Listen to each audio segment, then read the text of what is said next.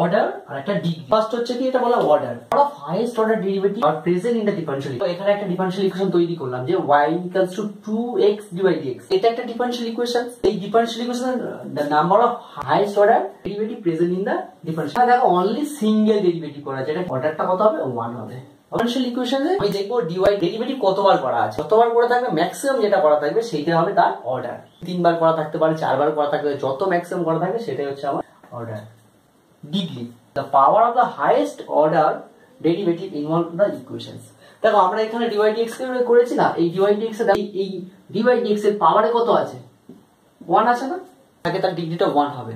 আর একটা কন্ডিশন আমাকে দিয়েছে which is the free from the radicals root বলছে or the simplified equations। কি বলতে সাধারণত কি, কারণ পাওয়ারে কিছু থাকে, dy dx বা d2y dx2 d3y dx এর তার পাওয়ারে যেটা থাকে তার ডিগ্রি তখনই মেনশন হবে যদি ওই dy dx এর ইকুয়েশনটা আমরা সিম্পলিফাই